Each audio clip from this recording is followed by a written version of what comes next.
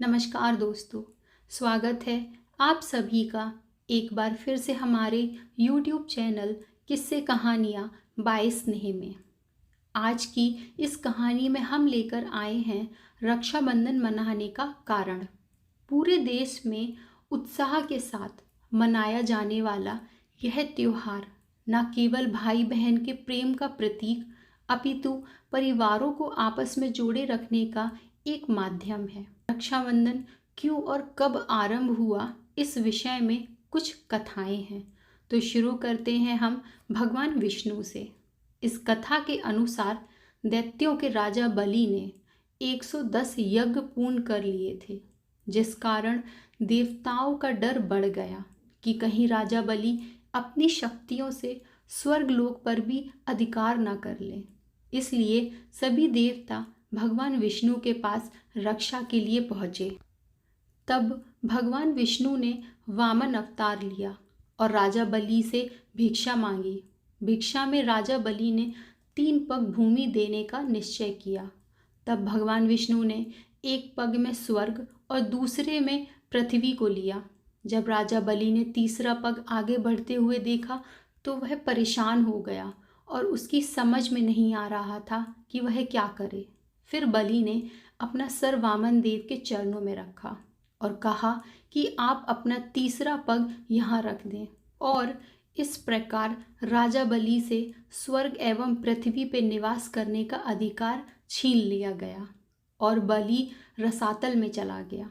तब बलि ने अपनी भक्ति से भगवान से हर समय अपने सामने रहने का वचन लिया और भगवान विष्णु को राजा बलि का द्वारपाल बनना पड़ा, जिस कारण देवी लक्ष्मी दुविधा में पड़ गई। देवी लक्ष्मी विष्णु जी को रसातल से वापस लाना चाहती थी। देवी लक्ष्मी जी को नारद जी ने इस समस्या का समाधान दिया। लक्ष्मी जी ने राजा बलि के पास जाकर राखी बांधी और उसे अपना भाई बना लिया और उपहार में उन्होंने अपने पति विष्णु जी को मांगा। यह श्रावण मास की पूर्णिमा का दिन था और तब से ही रक्षाबंधन मनाया जाता है। रक्षाबंधन क्यों मनाया जाता है, इसकी एक कथा भविष्य पुराण में भी है।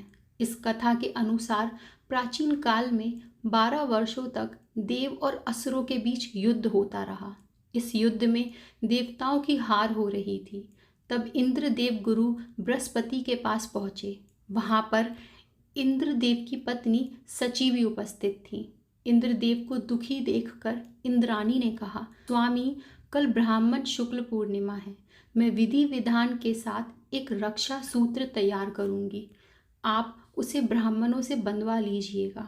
इससे आप निश्चय ही विजय होंगे।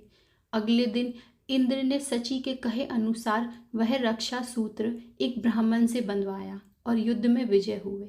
इस प्रकार एक रक्षा सूत्र से इंद्र और सभी देवों की रक्षा हुई। दोस्तों, अगली कथा महाभारत काल से जुड़ी है।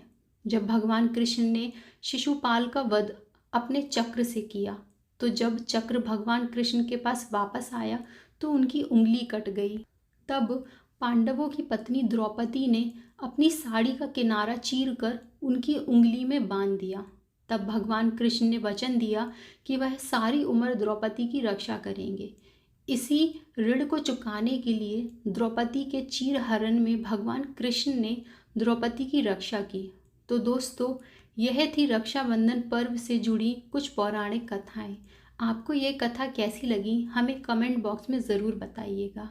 ऐसी ही रोचक कथाओं के लिए चैनल को सब्सक्राइब करें। दोस्तों, इस कहानी में इतना ही। मिलते हैं अगली कहानी में। तब तक के लिए नमस्कार।